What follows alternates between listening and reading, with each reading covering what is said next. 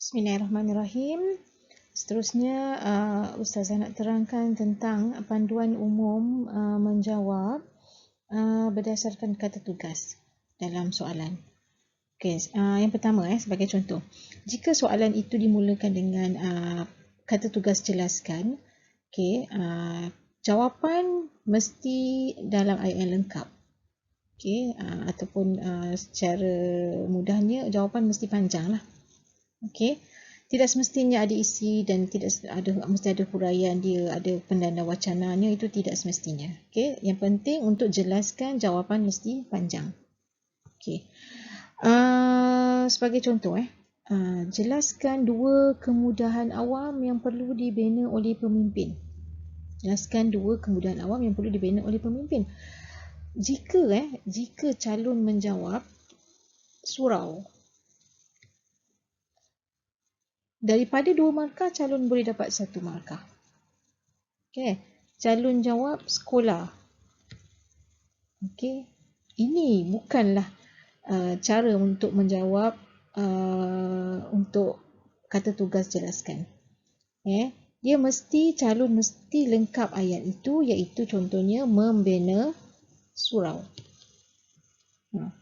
Mendirikan sekolah. Janganlah ulang lagi, membina lagi. Menubuhkan dan sebagainya. Okey, seterusnya untuk kata tugas terangkan, sebagaimana calon pun dah sedia maklum, untuk kata tugas terangkan mesti ada isi dan huraian. Okey, biasanya huraian itu isi dan huraian dihubungkan dengan penanda wacana. Biasanya kita gunakan kabus. Okey, kerana, agar, bagi, untuk, supaya. Okey, di sini.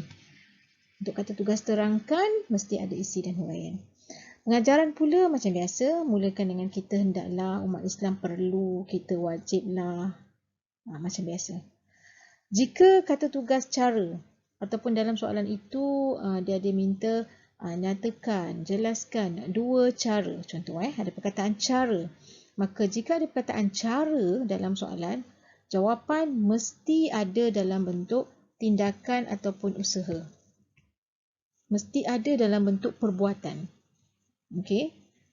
Seterusnya, jika soalan kata tugas dia ada berbentuk hubungan, jawapan mesti menyentuh kedua-dua pihak. Contoh, terangkan hubungan antara makanan dengan ibadah. Ini contoh soalan. Hubungan antara makanan dengan ibadah. Maka, cara untuk menjawab soalan ini ialah calon kena nyatakan jika makan apa, ibadah jadi apa. Kena mention kedua-duanya. Okey, kena sebut, kena nyatakan kedua-duanya. Jika makan yang buruk, ibadah jadi apa. Jika makan yang baik, ibadah akan apa.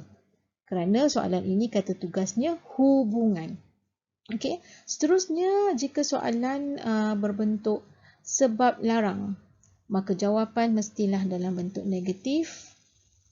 Contohnya, jelaskan dua sebab Islam melarang wanita mendedahkan aurat. Okey, wanita mendedahkan aurat. Maka jawapan dia mesti terdedah fitnah.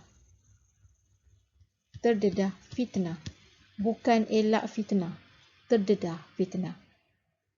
Berbeza dengan soalan, nyatakan, jelaskan dua sebab Islam mewajibkan wanita menutup aurat. Okey, jika jawab soalan menutup aurat, maka jawapannya positif. Sebab wajib. Okey, jawapannya ialah elak fitnah. Baru betul. Okey. So, itu sahaja panduan umum untuk memahami, memudahkan calon memahami kata tugas dalam soalan. Sekian saja. Assalamualaikum warahmatullahi wabarakatuh.